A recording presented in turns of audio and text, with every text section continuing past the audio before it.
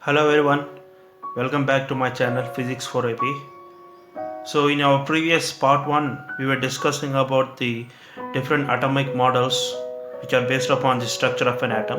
In that we have seen about the Bohr's atomic model, and where we see the excited state, the ground state, the jumping of electron from one energy level to another energy level.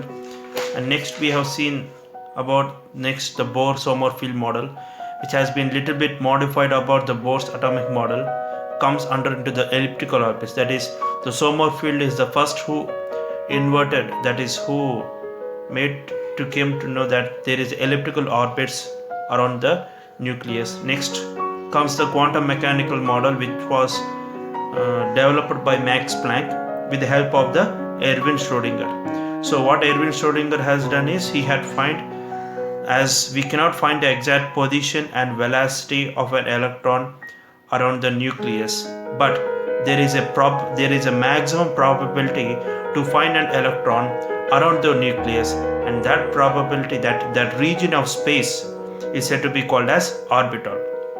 Now, how to find out the maximum probability of an electron? So the maximum probability of finding an electron around the nucleus, that can be done with the help of the quantum numbers. So the quantum numbers, where with the various scientists, with the help of the quantum numbers, we can find out the exact the maximum probability of finding an electron. So what does the quantum number indicates is, it indicates the probability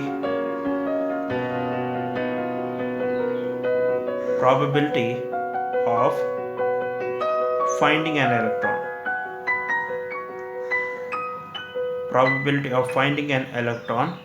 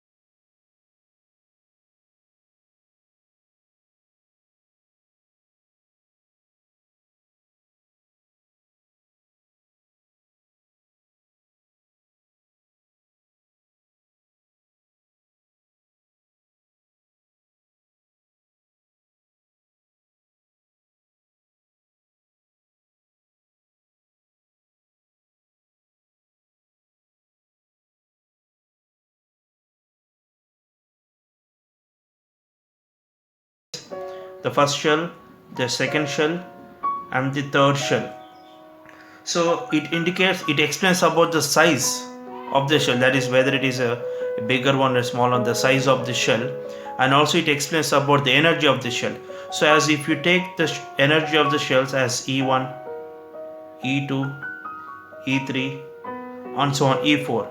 So here the E1 energy, which belongs to the ground state, and E2 energy, which belongs to the excited state.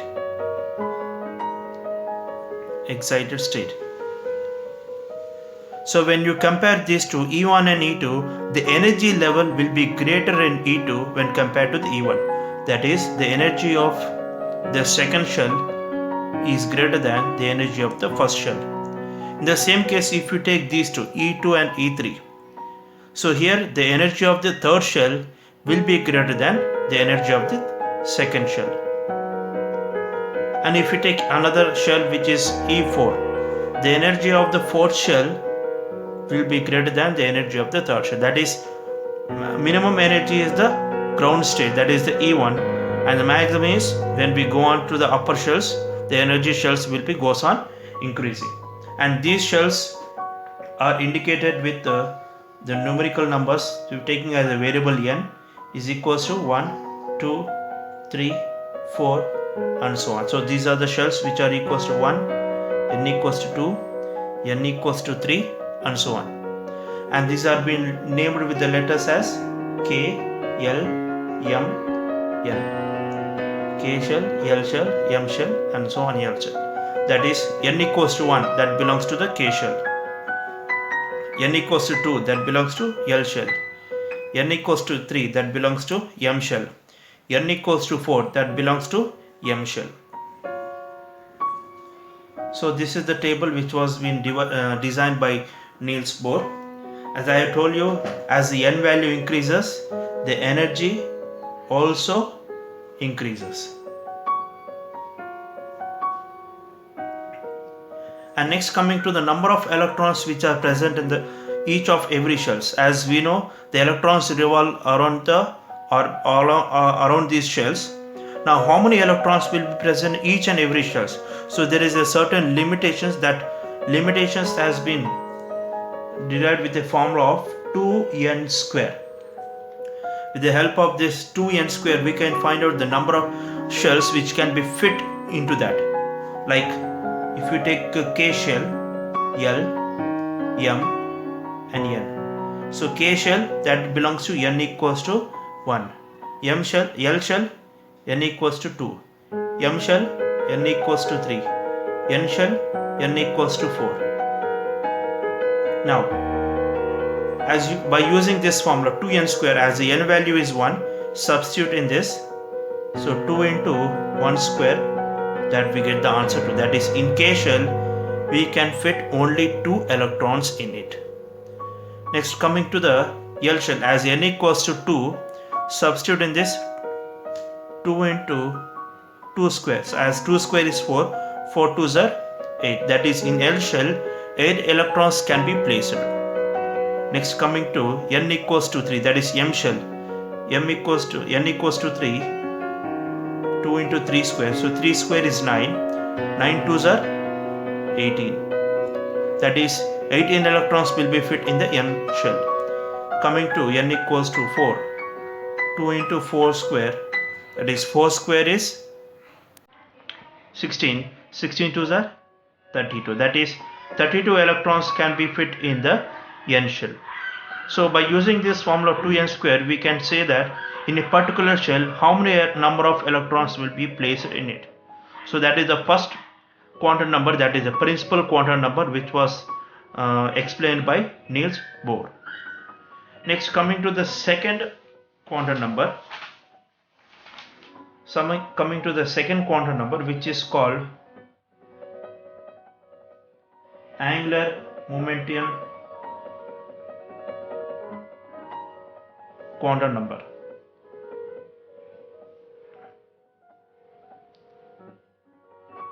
So this is denoted with the letter L. So this angular momentum quantum number, or we have another name which is called azimuthal quantum number, that when we were learning in the lower grades, we used to call this quantum number as azimuthal quantum number, but now it has been converted into angular momentum quantum number. So this quantum number was explained by Sommerfeld. And what does this quantum number explains? So it explains the shape of subshell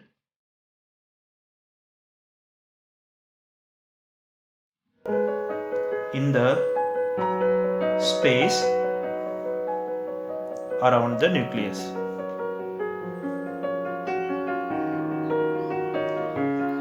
So that is, it explains the shape of the subshells. So subshells is nothing but we call it as orbitals.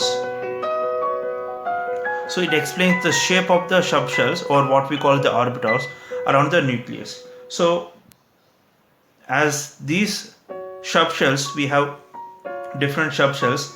So the angular momentum quantum number is denoted with the capital small L. So the angular momentum quantum number is denoted with the L, and it starts with a value of 0, and next 1, 2, 3, and so on.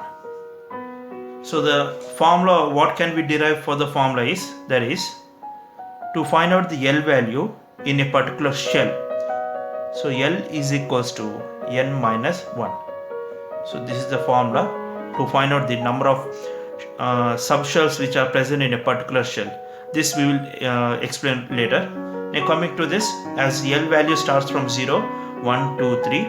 So 0 indicates for the subshell as S subshell or S orbital. 1 indicates for p orbital. 2 indicates for d orbital, and F indicates 3 indicates for f orbital.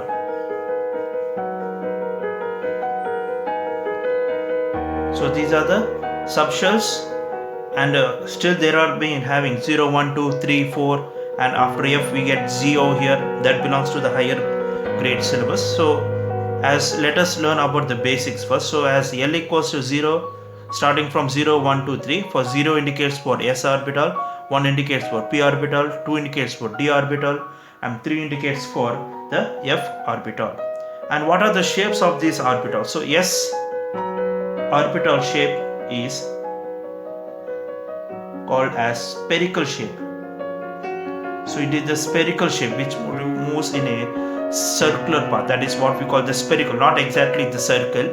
It moves in a spherical. Sometimes it moves in a xy axis, or sometimes moves in a z axis, that we can't understand. So the shape of the S orbital will be taken as, so this is the x axis and this is the y axis, and assume this is the z axis. So z axis will be pointing towards you, like in a 3 dimension. So see, this is the x axis, this is the y axis, and this is the z axis which is pointing towards you. And here we have a spherical shape, and in this shape only the electrons get revolve around it. So it moves in a spherical path. Clear? Next, coming to the p orbital shape.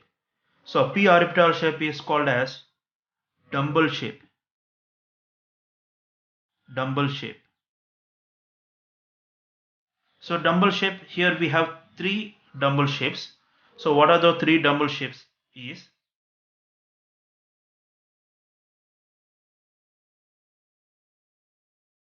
so these are the shapes. This is the dumbbell, x axis, y axis, taking this as z axis. So this is called as px, z, y, x. So next is comes upon the y axis, which is called as py, and next x, y, z.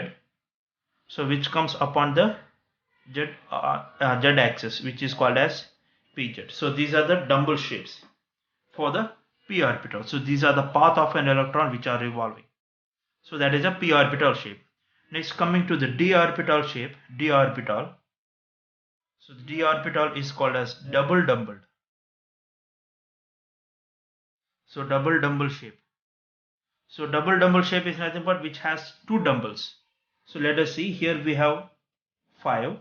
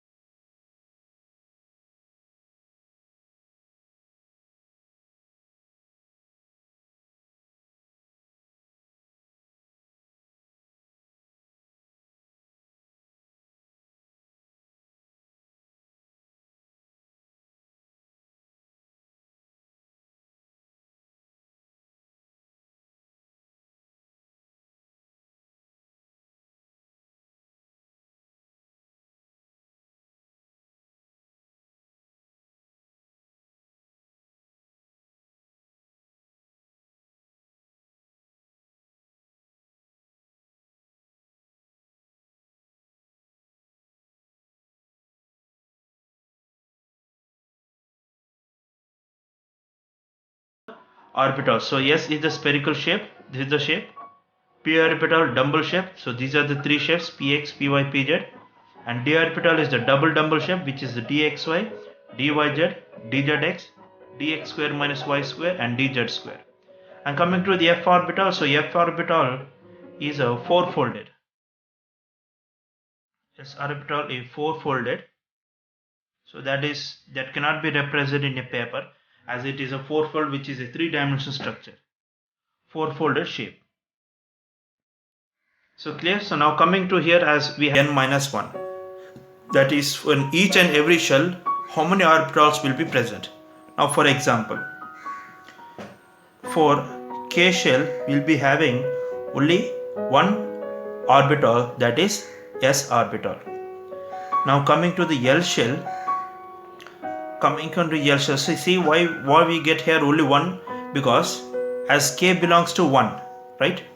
As K belongs to n equals to K belongs to 1, so substitute in this 1 minus 1, 0. So 0 indicates yes, that is S orbital. Only one will be having. So let us make it as 0 as substituting this. So as L equals to 2. If you substitute 2, what you will get? 2 minus 1, that is you will get 1. But you won't get 1 over here, you will get 0 comma 1. That means in L orbital, in L shell, you will be having S orbital and P orbital. Now coming to the M shell, as it is n equals to 3. Now if you substitute 3 over here, 3 minus 1, you will be having 2. That is starting from 0, 1, 2. That is nothing but 0, 1, 2. That is S, P and D. Now coming to N, that is n equals to 4. Now 4 minus 1, we will be having 3. That is 0, 1, 2, 3. So that means you will be having S orbital, P orbital, D orbital as well as F orbital also. So that is the use of this formula, that is to find out the number of orbitals in a particular shell. So in examinations or any competitive examinations, they ask how many orbitals or how many subshells are present in M shell. That is the formula, n equals to n minus 1. So there are how many subshells? 3 subshells, that is 0, 1, 2. That belongs to S, P and D. S, P and D subshells will be presenting over there. Clear? Now this is about the angular momentum quantum number. Next, coming to the another quantum number, which is called the third one, which is magnetic quantum number.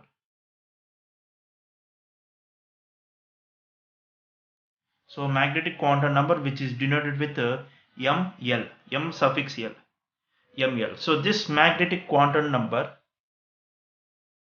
was explained by the scientist called Landé. So Landé was a scientist who explained about the magnetic quantum number. Now what does this magnetic quantum number explains? It explains the orientation of the orbital. It explains the orientation of the orbital. So what is meant by orientation of the orbital? That we will see now here. Now as this is denoted with the ML, so ML, we have also here another formula, that is ML is equals to 2L plus 1.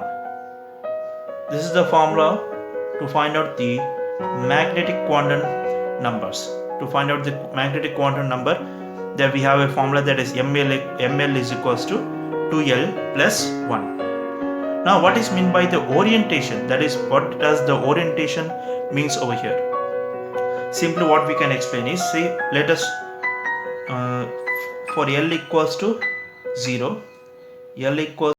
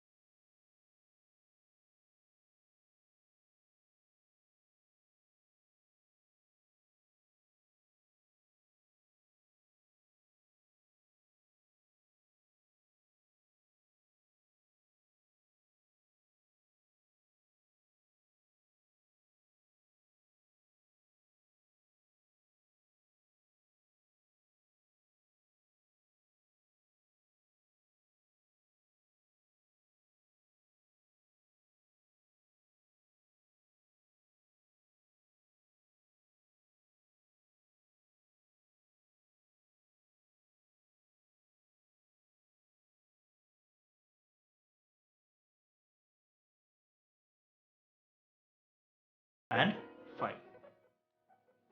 And coming to the f orbital, we have 7 orientations. 1, 2, 3, 7. So these are the 7 orientations of the f orbital. Now, as if you see in our previous the shapes of an quantum numbers as what we have discussed before. See, for s orbital we have only one shape, that is a spherical shape. So that is nothing but the orientation which is taken as one orientation. Now coming to the p orbital, in p orbital we have 3 dumbbell shapes which are in 3 different axes: px, py, pz, that is 1, 2 and 3. So those are the 3 what we call it as px, py and pz. So this is px and this is py and this is pz. Now can you tell me what are these 5 orientations of the d orbital? That exactly what we have done before, the shapes, that is dxy, dyz, dzx, dx square minus y square and dz square. So these 5 shapes with the different axes are what we call here the orientations: dxy, dyz, dzx, dx square minus y square and dz square. The same as for the f orbital that you will be learning in the higher grades. Next, so magnetic quantum number that we have find out with this, which was explained by Landé. It explains about the orientation of the orbitals.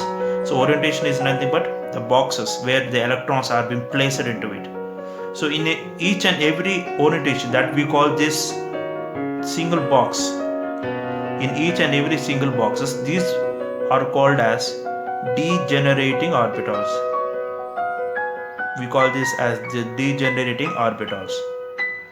Like how we call as shells, subshells, orbits, suborbits. Orbits, orbitals, and in that we call it as, in that orbitals we have another what we call it as degenerating orbitals. So these are all called as the degenerating orbitals. So these are all degenerating orbitals. So in this degenerating orbital we can place only 2 electrons.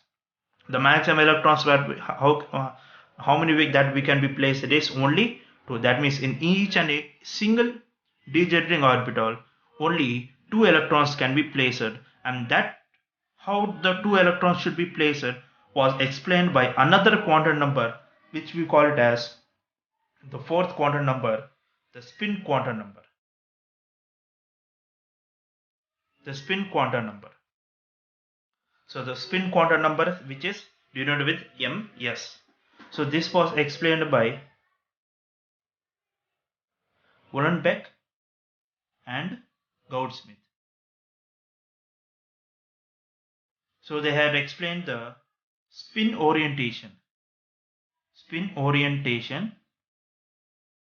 of an electron in a degenerating orbital.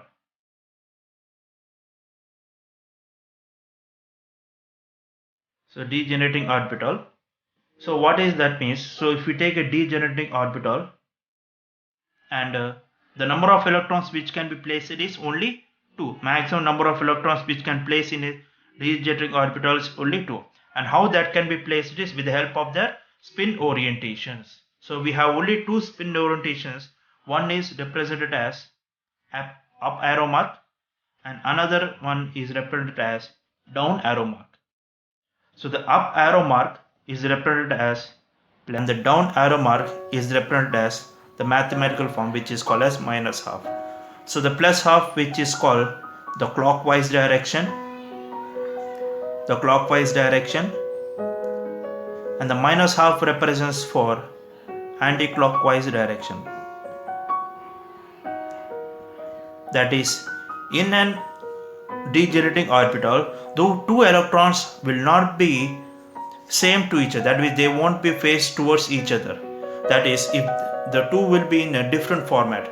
So how can we say is, for example, these are the 2 electrons. So the cap are considered to be as the head. The caps are considered to be as the head, and the two electrons which are placing in an orbital, in a degenerating orbital, one is the plus half with the head up and another one is the minus half with the head down. So this is the clockwise direction and this will be moving in a anti-clockwise direction. Both will not be in the same direction and they both are being represented in a anti-parallel wise. So these are two called as anti-parallel. So anti-parallel means which are not, it doesn't mean that both are not parallel. Both are parallel but they are in opposite to each other, which we call it as anti-parallel. So they are not parallel, they are anti-parallel. So this is what we call as parallel. But one changes its direction, so which is called as the anti-parallel. Both are parallel but which are anti-parallel. So this is about the spin quantum number which explained by Uhlenbeck and Goudsmit. Now from this we have another formula to find out the number of electrons which can be placed in s, p, d of orbitals.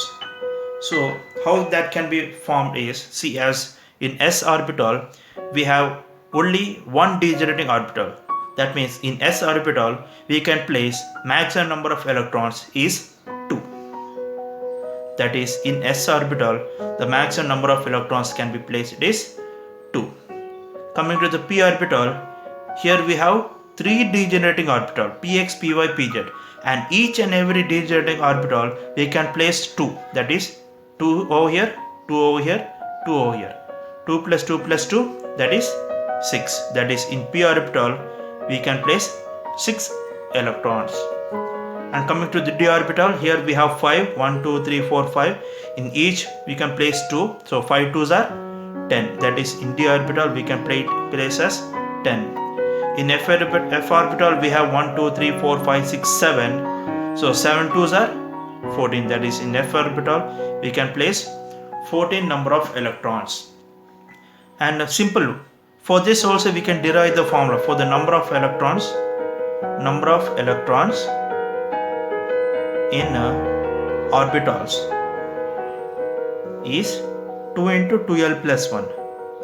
If you find out only 2l plus 1, that will get only the number of degenerating orbitals. To find out the number of degenerating orbitals, it is 2l plus 1.